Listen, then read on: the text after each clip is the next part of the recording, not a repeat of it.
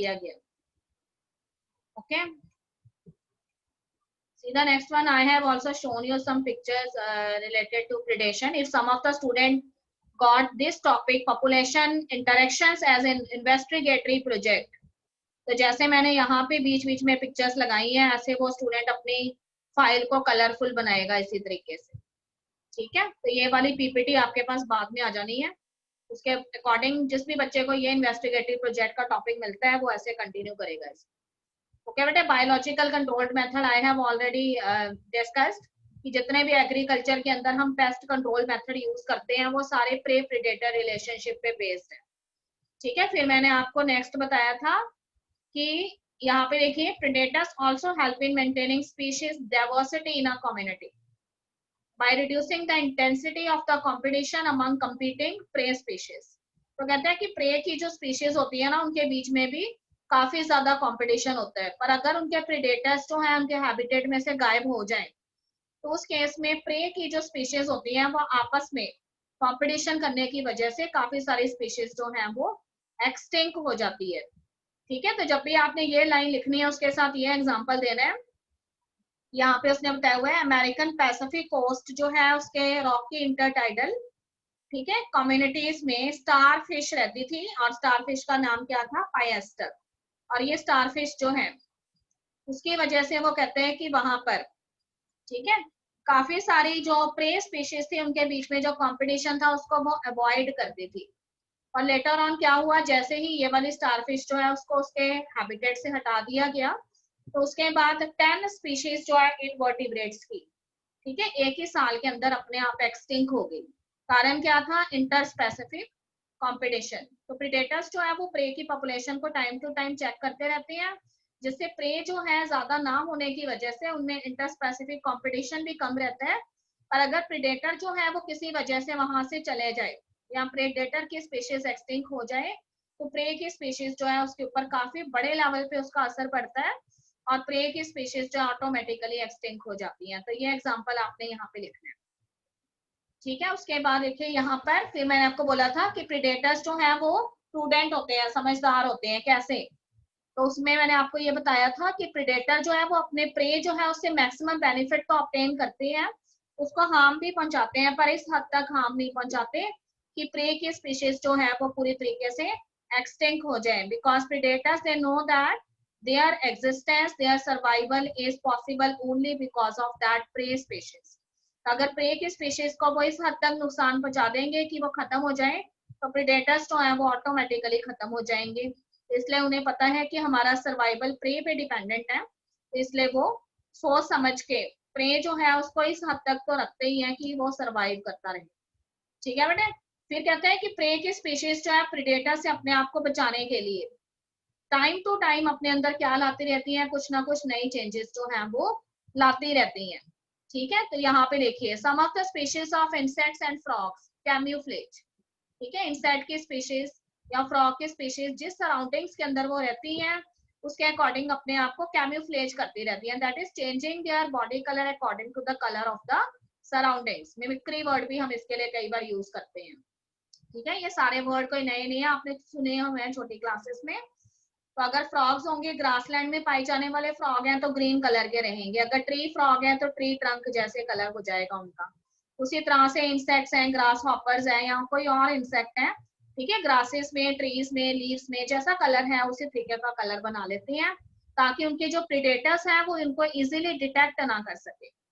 ठीक है बेटे, अगले पॉइंट पे देखिए कई बार प्रेडेटर्स जो है वो कुछ पॉइजनस केमिकल यहाँ पे रिलीज करते हैं। तो उसमें उन्होंने बताया मोनार्क बटरफ्लाई के बारे में कि मोनार्क बटरफ्लाई जो है वो हाईली डिस्टेस्टफुल होती है अपने प्रेडेटर्स के लिए।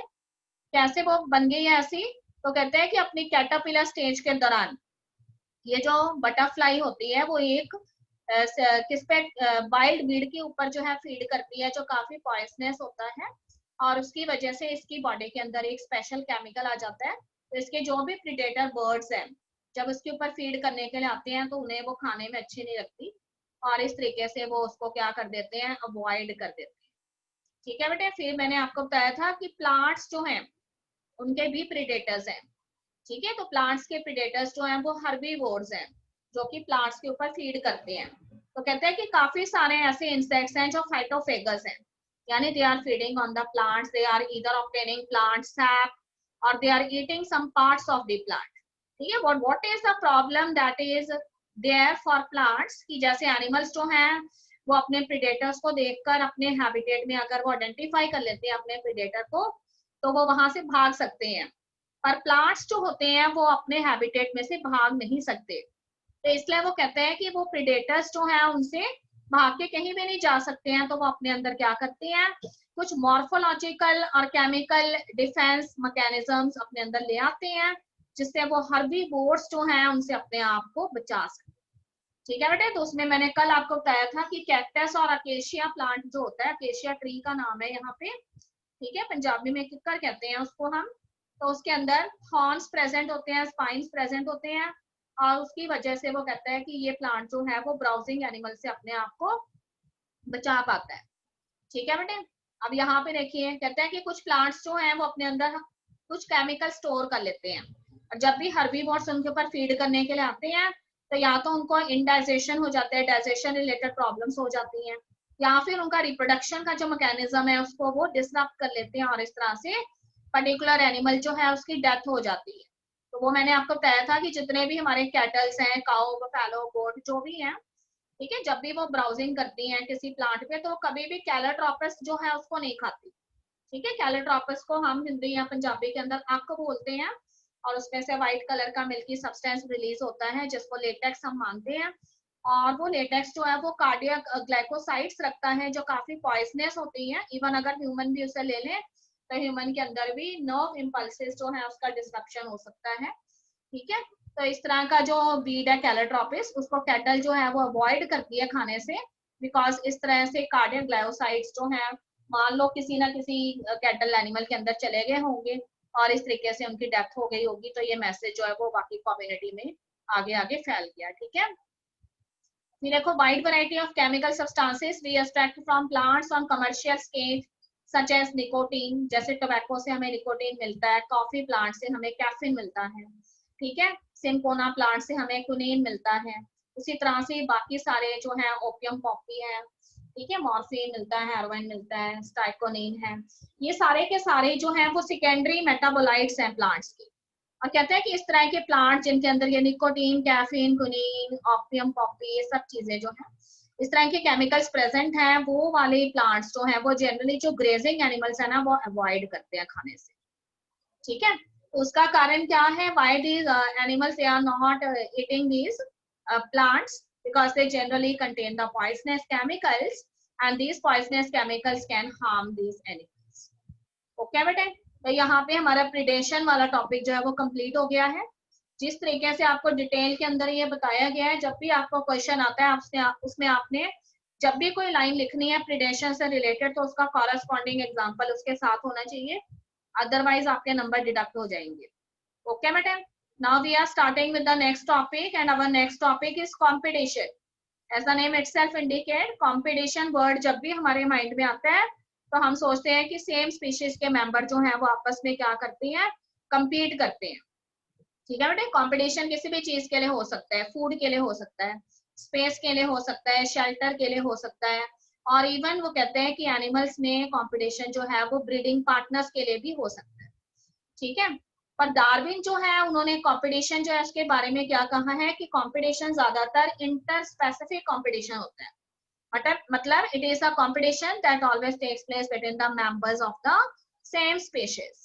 और इंटर स्पेसिफिक कंपटीशन जब भी स्पीशीज के बीच में होता है तो डार्विन का ये मानना है कि उससे हमेशा क्या होता है, ऑर्गेनिक एवोल्यूशन होता है, एक नई स्पीशीज जो है उसका ऑरिजिन होता है। ठीक है, वो नई स्पीशीज वही होती है जो कंपटीशन में से सक्सीड करके आगे पहुंचती है। और आपको बताया था कि डार्विन ये कहते हैं कि हमेशा स्पीशीज जो है उनके हैबिटेट में रिसोर्सेज कम है, इसलिए वो compete करती हैं, और compete करने पे जो पावरफुल स्पीशीज है वो तो सरवाइव कर जाती है और जो वीक स्पीशीज है वो एक्सटिंक्ट हो जाती है।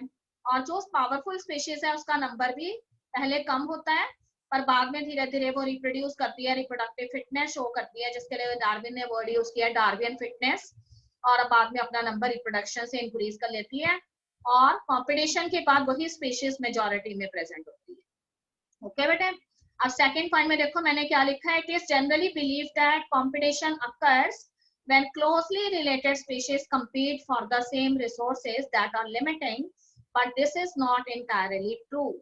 ठीक है, हमारा ये मानना है कि हमेशा कंपटीशन किसके बीच में होगा, क्लोजली रिलेटेड स्पीशीज के बीच में होगा, क्योंकि वो एक ही तरह के रिसोर्सेज चाहती हैं और वो रिसोर्सेज जो हैं वो कम है नंबर में, ठीक है। पर वो कहते हैं कि ऐसा नहीं होता, हमेशा क्लोजली रिलेटेड स्पीशीज में ही कंपटीशन नहीं होता, कई बार दो अलग अलग स्पीशीज के अंदर भी कंपटीशन हो सकता है, ठीक है। तो टोटली अनरिलेटेड स्पीशीज जो है वो भी सेम रिसोर्सेज के लिए compete कर सकती हैं। और यहाँ पे उसने एग्जांपल दिया है अमेरिकन लेक्स का, तो कहते हैं कि साउथ अमेरिका के अंदर कुछ ऐसी शैलो वाटर लेक्स हैं जिनमें खास तरह के बर्ड्स जो हैं वो विजिट करते हैं, जिनका नाम है फ्लैमिंगोस, ठीक है। और ये फ्लैमिंगोस जो हैं वो वहां उस लेक में रहने वाली जो रेजिडेंट फिशेज हैं उनके साथ compete करते हैं, क्योंकि दोनों का फूड जो है वो कॉमन फूड है। And what is the common food for them? Zooplanktons, which are present in the lakes. ठीक है बेटे, zooplankton खास तरह के worms होते हैं जो lakes में present होते हैं, तो resident fishes भी zooplankton खाती हैं and flamingos जो हैं वो भी zooplanktons खाते हैं। तो अक्सर flamingos और resident fishes के बीच में एक competition देखा जाता है, किसको लेकर, zooplanktons को लेकर। अब देखिए यहाँ पे species सेम नहीं है पर उनका फूड जो है वो सेम है, तो ये कह नहीं सकते कि हमेशा इंटर स्पेसिफिक कंपटीशन भी होगा, इंटर जेनरिक कंपटीशंस भी हो सकते हैं। ओके बेटे, अब देखिए फोर्थ पॉइंट में खास चीज लिखी है, resources need not be limiting for competition to occur in interference competition. The feeding efficiency of one species might be reduced due to interfering or inhibitory presence of other species, even if the resources are present in abundance. ठीक है, competition के लिए Darwin ने कहा था कि competition हमेशा तब होगा जब रिसोर्सेज जो है वो लिमिटेड होंगे, पर वो कहते हैं कि ऐसा नहीं है, कंपटीशन जो है तब भी देखा जाता है जब रिसोर्सेज अबंडेंस में होते हैं, काफी ज्यादा अमाउंट में होते हैं, जब फूड और स्पेस की कोई कमी नहीं होती। सिर्फ कारण क्या होता है कि एक स्पीशीज जो है उसकी फीडिंग एफिशिएंसी काफी ज्यादा है, इसलिए दूसरी स्पीशीज जो है वो काफी स्लो है उसके कंपैरिजन में, इसलिए एक स्पीशीज इतनी तेजी से फीड कर जाती है कि दूसरी स्पीशीज जो है वो धीरे धीरे लगे रहने की वजह से पीछे रह जाती है और बाद में दूसरी स्पीशीज को रिसोर्सेज मिलते ही नहीं है, ठीक है। तो कहते हैं कि ये कभी भी एक नेसेसिटी नहीं है कि रिसोर्सेज लिमिटेड होंगे तभी कंपटीशन होगा, रिसोर्सेज जो है अगर लिमिटेड नहीं भी हैं, ठीक है, तो उस केस में भी वो कहता है कि कंपटीशन जो है वो देखा जा सकता है अनलिमिटेड रिसोर्सेज होने के बावजूद भी। ओके बेटे, उसके बाद देखो यहाँ पे एक एग्जांपल जो है उसने बुक के अंदर दिया हुआ था, ठीक है, गोट वाला एग्जांपल बुक के अंदर दिया है उसने कि गोट्स जो है उनकी ब्राउजिंग जो कैपेसिटी है वो ज्यादा थी, तो उसकी वजह से वहां की कुछ नेटिव स्पीशीज जो है उनका वहां एक्सटिंक्शन हो गया, ठीक है। वो मैं अभी आपको यहाँ पे बताती हूँ कि उसने टॉर्टवाइज का एग्जांपल दिया है, मैंने नीचे लिखा है। उससे पहले एक चीज बता रही हूँ, देखो competition is best defined as a process in which fitness of one species is significantly lower in the presence of other species, ठीक है।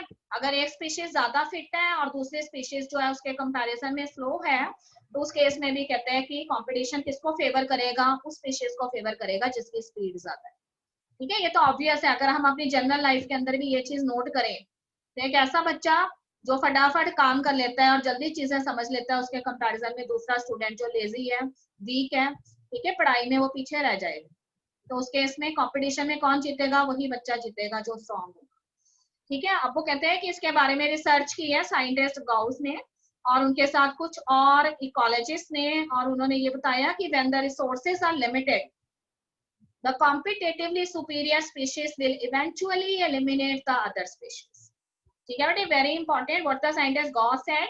यहाँ पर उन्होंने ये कहा कि अगर कोई एक स्पीशीज जो है वो सुपीरियर स्पीशीज है और रिसोर्सेज कैसे हैं, लिमिटेड हैं, ठीक है, तो सुपीरियर स्पीशीज जो है वो हमेशा कंपटीशन के अंदर जल्दी जल्दी सक्सीड करती है और जो वीक स्पीशीज है जिसकी स्पीड कम है उसको जल्दी ही कंपटीशन से बाहर कर देती है, एलिमिनेट कर देती है, ठीक है। तो इसके सपोर्ट में उसने ये वाला एग्जांपल दिया है।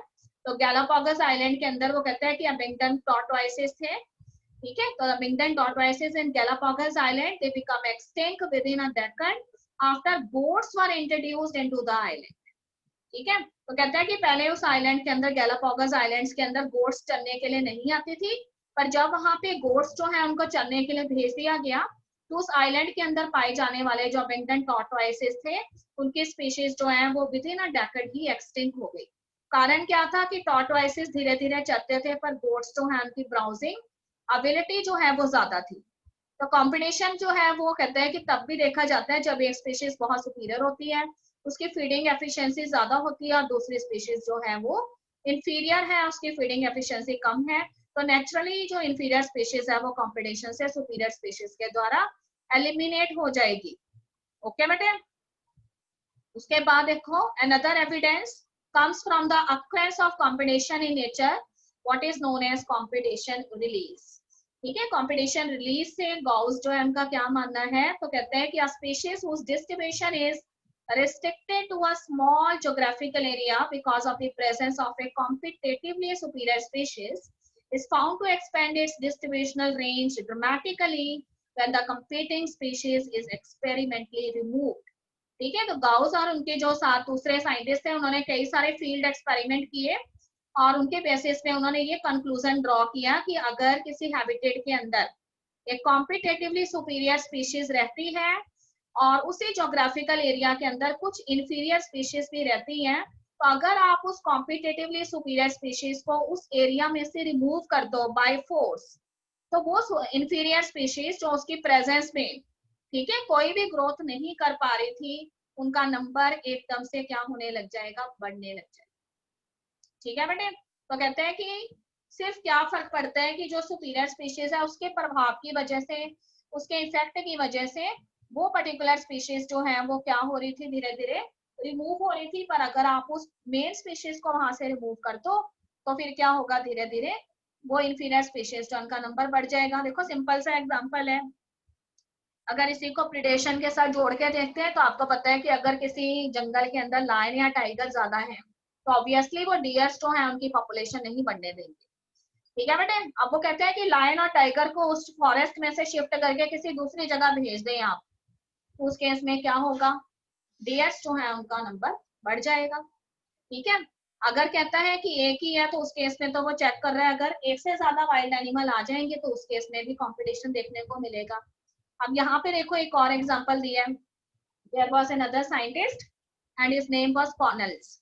कॉर्नल्स जो है उन्होंने भी कुछ फील्ड एक्सपेरिमेंट किए, और उसमें से उन्होंने एक फील्ड एक्सपेरिमेंट को यहाँ पे डिस्क्राइब किया है। ठीक है, rocky sea coast of Scotland, the larger and competitively superior barnacle Balanus dominates the intertidal area and excludes the small barnacle that is, ठीक है, that is Chthamalus from that zone.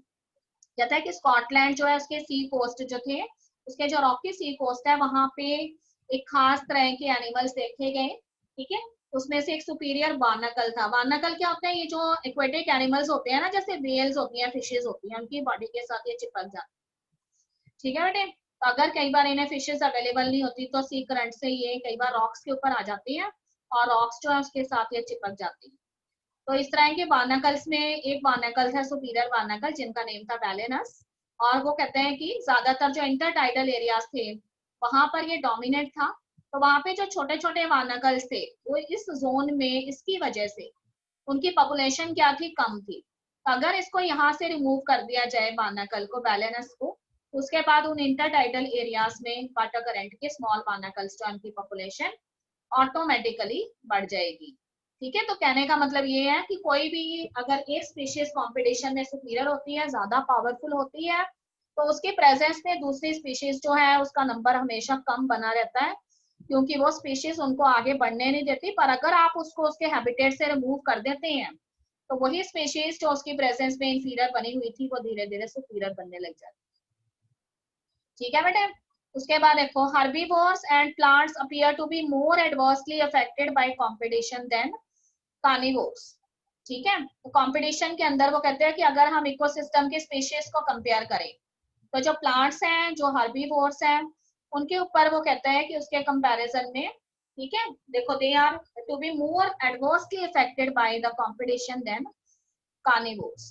ठीक है ना, प्लांट्स अपने हैबिटेट से भाग सकते हैं, हर्बीवोर्स जो हैं, ठीक है, वो भी, उनकी भी अगर बात करें, तो कहते हैं कि उनमें कंपटीशन जो है ज्यादा देखा जाता है, बजाय कि किसके, कार्निवोर्स। ठीक है, अब यहाँ पे देखो गाउस के एक्सपेरिमेंट के बारे में बताया हुआ है, उन्होंने एक प्रिंसिपल दिया जिसका नाम था कॉम्पिटिटिव एक्सकल्शन प्रिंसिपल। ठीक है, कॉम्पिटिटिव एक्सकल्शन प्रिंसिपल क्या कहता है? मैम, हाँ जी, हाँ मैम जी, कंपटीशन एक बार दोबारा बता दो।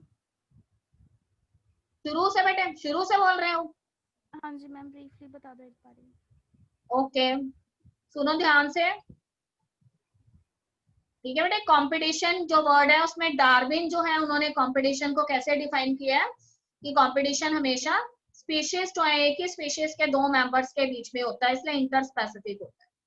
ठीक है, तो उसमें उसने ये बोला है कि जो स्पीशीज जो है वो ज्यादा फिट होती है वो स्पीशीज जो है कंपटीशन में सक्सीड करती है और विनर रहती है, और दूसरी स्पीशीज जो है वो उसमें लूजर रहती है।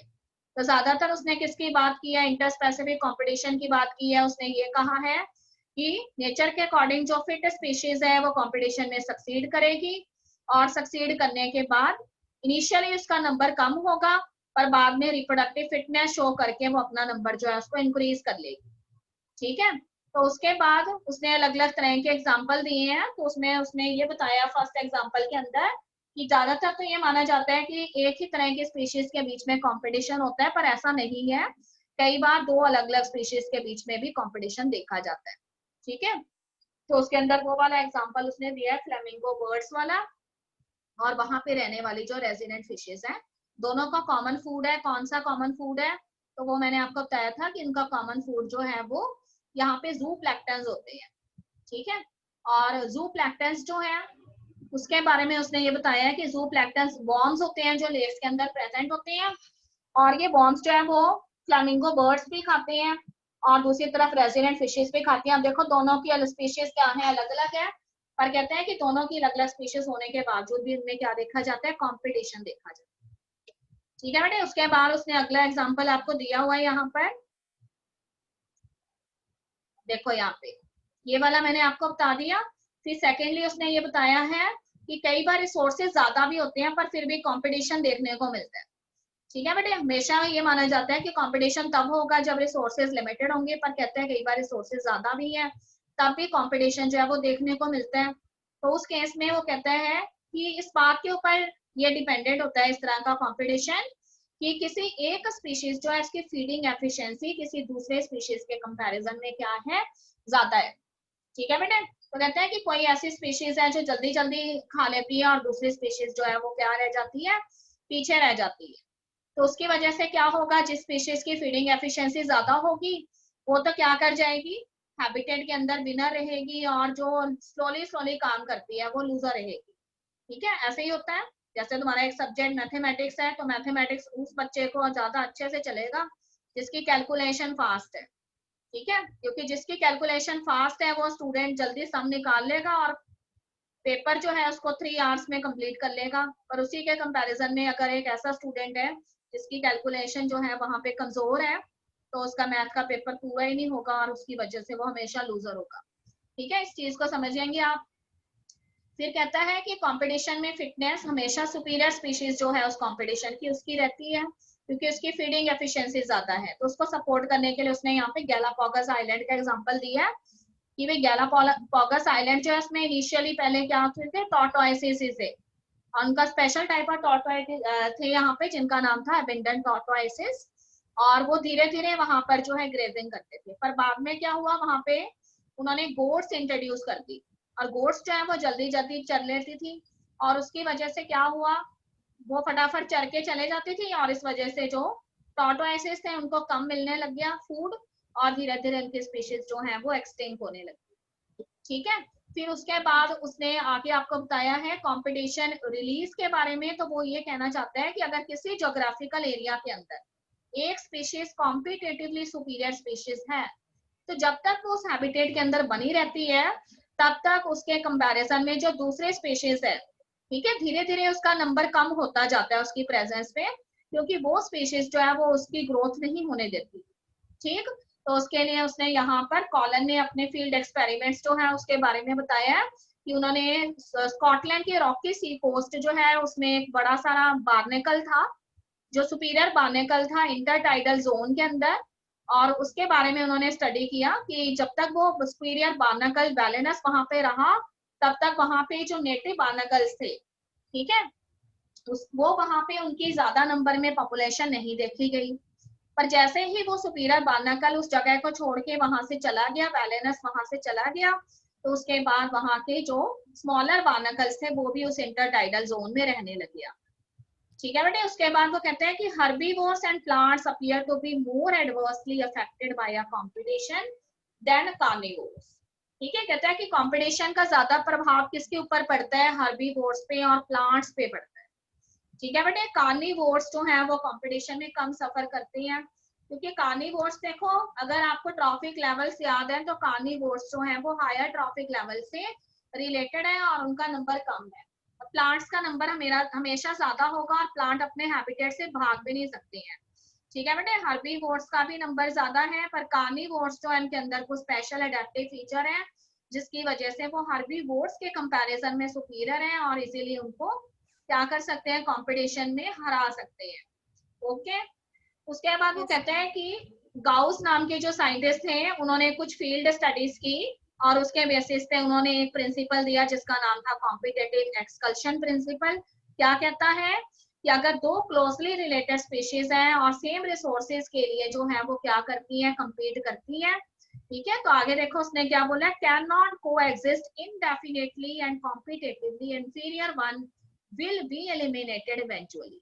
ठीक है, तो कहते हैं कि क्लोजली रिलेटेड स्पीशीज है और जिस रिसोर्स के लिए वो यहाँ पे compete कर रही है वो भी उनका कॉमन रिसोर्स है, सेम रिसोर्स है, तो हमेशा ऐसा होगा कि ज्यादा समय तक दोनों स्पीशीज एक साथ नहीं बनी रहेगी। उसमें से वही स्पीशीज सर्वाइव करेगी जो कॉम्पिटेटिवली सुपीरियर होगी और जो कॉम्पिटेटिवली इंफीरियर स्पीशीज है उसको वो जल्दी ही उसके हैबिटेट में से एलिमिनेट कर देगी। ठीक है, और नीचे एक लाइन उसने लिखी है, this may be true if the resources are limiting but not otherwise. ये कहता है कि तब होगा अगर रिसोर्सेज लिमिटिंग हो। अगर रिसोर्सेज जो है वो काफी नंबर में है तो दोनों स्पीशीज में से कोई एक स्पीशीज एलिमिनेट नहीं होगी, तब कमजोर वाली स्पीशीज भी बनी रहेगी और वो जो बचे कुछ रिसोर्सेज अगर ज्यादा अमाउंट में है तो उसको मिलते रहेंगे, कोई प्रॉब्लम ही नहीं है। पर अगर रिसोर्सेज लिमिटेड हैं तो सुपीरियर कॉम्पिटेटिव जो स्पीशीज है वो तो क्या करेगी, उस सारे रिसोर्सेज ले जाएगी और धीरे धीरे जो इंफीरियर स्पीशीज है उसको एलिमिनेट कर देगी। ठीक है बेटे, एक्सकल्शन वर्ड का मतलब यही है यहाँ पर, रिमूवल। पर वो कहते हैं कि बाद में कुछ और स्टडीज की गई और उसके बेसिस पे कुछ जर्नलाइजेशन ड्रॉ की गई और ये कहा गया कि गाउस का एक कॉम्पिटेटिव एक्सकल्शन प्रिंसिपल यहाँ पे 100% करेक्ट नहीं है। ठीक है, उसने ये कहा था कि कॉम्पिटेटिवली सुपीरियर स्पीशीज सर्वाइव करती है और इंफीरियर को जल्दी ही एलिमिनेट कर देती है, दोनों स्पीशीज ज्यादा समय तक एक साथ नहीं रह पाती।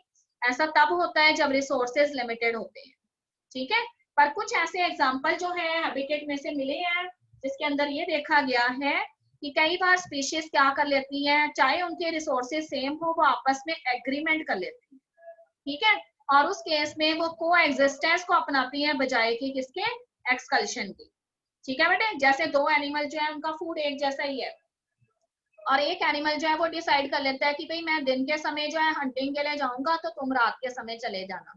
ठीक है, तो इस वजह से क्या होगा, दोनों साथ साथ बने भी रहेंगे और उनके बीच में कंपटीशन जो है वो एक तरीके से क्या हो जाएगा, यहाँ पे अवॉइड हो जाएगा और को एग्जिस्टेंस उनका बना रहेगा, कोई भी स्पीशीज एक्सकल्शन में नहीं जाएगी।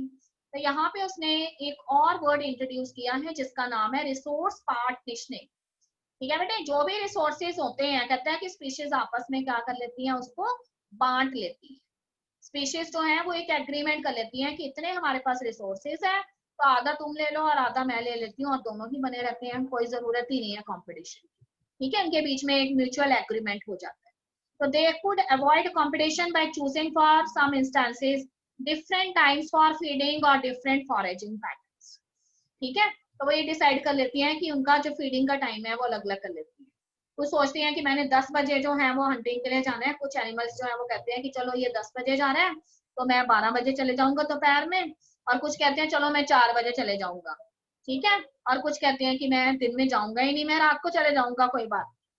ठीक है, घूमने फिरने के उनके जो फॉरेस्ट में पैटर्न है वो चेंज कर लेते हैं, कोई दिन के समय सोने लग जाते हैं, कोई रात के टाइम सोने लग जाते हैं। ठीक है, और इस तरीके से कंपटीशन को अवॉइड कर लेते हैं तो पीछे वाली जो अभी मैंने स्टेटमेंट बोला था वो यहाँ पे इनकरेक्ट हो गया।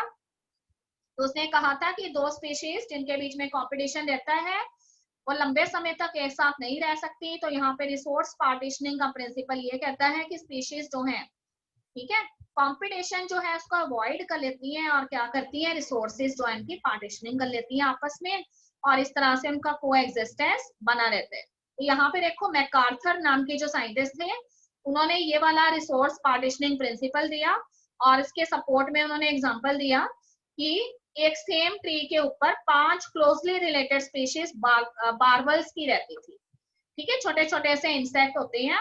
और वो कहते हैं कि उन्होंने क्या डिसाइड किया कि वो किसी तरह का कोई आपस में कंपटीशन नहीं करेंगी और आपस में कोएग्जिस्ट फॉर्म में रहेंगी। और इसके लिए उन्होंने क्या किया, अपने अंदर बिहेवियरल चेंजेस ले आई अपने फॉरेजिंग एक्टिविटीज में, ठीक है। तो जो भी उनका कॉमन फूड था उन्होंने डिसाइड कर लिया कि इतने जाने हम यहाँ से इतना ले लेंगे, फिर दूसरे वाले जो है जब वो खा रहे होंगे उस समय हम अपना मुंह बंद रखेंगे, ठीक है।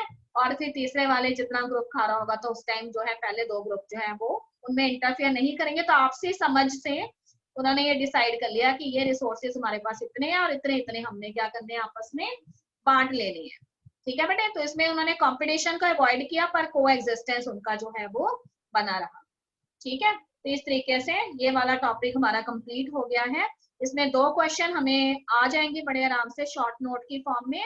एक तो गाउस जो है उनका कॉम्पिटिटिव एक्सकल्शन प्रिंसिपल क्या है, एक मैकार्थर जो है उनका रिसोर्स पार्टीशनिंग प्रिंसिपल क्या है, ठीक है। अगर आपसे एक स्टेटमेंट आपको दे दिया जाता है कि competition is not always interspecific in nature, justify your statement by giving example, ठीक है बेटे। ये हमेशा सेम स्पीशीज के बीच में नहीं होता कंपटीशन, जस्टिफाई करें स्टेटमेंट को तो उसके लिए आपने 1 से 2 एग्जांपल दे देने हैं। अगर आपको ये स्टेटमेंट पूछ लिया जाता है, देखो कितने इनडायरेक्ट क्वेश्चन बनते हैं, आपको बोल दिया जाता है कि though the resources are unlimited in the habitat, ठीक है, तो कहते हैं कि still competition is there in the habitat, give example, ठीक है। उस केस में आपने एग्जांपल देना है किस तरीके से रिसोर्सेज ज्यादा होने पे भी कंपटीशन स्पीशीज में बना रहता है। तो आज आपने 2 पॉपुलेशन इंटरेक्शंस पढ़ लेनी है, एक पैरासिटिज्म पढ़ लेना है और एक आपने प्रिडेशन पढ़ लेना है। बहुत ध्यान से इसको पढ़ना है, इसको इजी बिल्कुल मत समझना क्योंकि इसमें से अंदर से हमें क्वेश्चन आ जाएंगे ऐसे ऐसे जो आपको सोचने पे मजबूर करेंगे एग्जामिनेशन हॉल में कि इसका क्या एग्जाम्पल हमने देना था, ठीक है बेटे। तो सारे एग्जाम्पल बिल्कुल टिप्स पे होनी चाहिए, एक एक लाइन बहुत इंपॉर्टेंट है क्योंकि इस पॉपुलेशन इंटरेक्शन वाले पैराग्राफ्स में से आएंगे आपको इनडायरेक्ट क्वेश्चन, ठीक है। तो जैसे मैंने अभी आपको रिसोर्स पार्टीशनिंग का बताया तो आपने बारबल्स वाला एग्जांपल देना है, और अगर मैं टॉर्टोइस वाला जो एग्जांपल आपको दिया गोट एंड टॉर्टोइस वाला वो कहाँ आपने देना, आपको याद होना चाहिए, ठीक है। बैलेनस वाला एग्जांपल आपने कहाँ देना है, तो उन साइंटिस्ट के नेम भी आपको याद होने चाहिए। तो 2-3 साइंटिस्ट जिन्होंने जो फील्ड एक्सपेरिमेंट किए हैं उनके नेम के साथ आप उसके एग्जांपल दें ताकि एग्जामिनर को बिल्कुल क्लियर हो जाए कि आपको आपके टॉपिक की थॉरो नॉलेज है। ओके बेटे, any question from your side? Yes, everything is clear. अब बस मेरे पास 1-2 पॉपुलेशन इंटरेक्शंस और रह गई हैं, फिर ये चैप्टर बड़े आराम से खत्म हो जाएगा और हमारे पास सिर्फ एक ही चैप्टर रह जाएगा सिलेबस का, एनवायरमेंटल इश्यूज, ठीक है। तो उसको अभी कोई स्टूडेंट ये ना समझे कि वो पुराना वाला एनवायरमेंट है, what are the causes and effect of water pollution, air pollution, ये नहीं है, ठीक है। क्योंकि अगलों को भी पता है कि ये 12th क्लास है तो उसमें आपसे कोई नहीं पूछने लगा कि वाटर पोल्यूशन के भी क्या इफेक्ट होने हैं, एयर पोल्यूशन के क्या होने हैं, वो बहुत पूछ लिया पिछले सालों में। तो यहाँ पे आपने अगले चैप्टर में केस स्टडीज के ऊपर जोर देना है, आपसे केस स्टडी से इनडायरेक्ट क्वेश्चन आएंगे, ठीक है। तो उसमें काफी सारी केस स्टडीज दी हुई है, कोई दिल्ली की है, कोई अलग अलग जगह पे लोगों ने एनवायरमेंट से रिलेटेड कुछ नई चीजें की हैं, तो वो सारा आपने ध्यान में रखना है बजाय कि आप वो छोटे छोटे क्वेश्चंस के लिए जैसे चले जाते हैं। और कुछ एक्ट दिए हुए हैं बीच में, कितने सन में ये वाली इंडिया में पॉलिसी पास हुई एनवायरमेंट की, वो सारे आपके टिप्स पे होने चाहिए कि 1986 में कौन सी एनवायरमेंट पॉलिसी आई थी, ठीक है, कौन से साल में उन्होंने साउंड को भी पॉल्यूशन माना था, इस तरह की इंपॉर्टेंट चीजें। ओके बेटे, सिलेबस हमारा बड़े आराम से फिनिश हो जाएगा। तो आई हैव डिसाइडेड कि after the syllabus I will take the NCERT question of each chapter one by one and later on we will do the questions from the sample paper. So that will be possible only if the student they revise the chapter which I have given them for revision. ठीक है, तो जब भी मैं आपको कहती हूँ ये वाला चैप्टर आपने पढ़ के आना है, इसका मतलब हर बच्चा बिल्कुल फुली प्रिपेयर्ड होना चाहिए, तभी मजा आएगा सैंपल पेपर के क्वेश्चन करने में। अदरवाइज तो फिर मैं ही पढ़ती रह जाऊंगी और मेरे पढ़ने से कोई फायदा नहीं होने वाला द्वारा, ठीक है, because I am not sitting for any exam, you people are sitting for exam, so you should be much more prepared than me. ठीक है, आपने मेरे से 2 कदम आगे रहना है तो बेटर रहेगा। ओके बेटा, तो आज यहाँ तक आप रिवाइज कर ले। Alright, shall I end the meeting now? Okay Rupali Yes, ma'am, I am ma'am. going to end the meeting. Okay beta, good afternoon to all and have a nice day. Thank you, ma'am. Thank you, ma'am.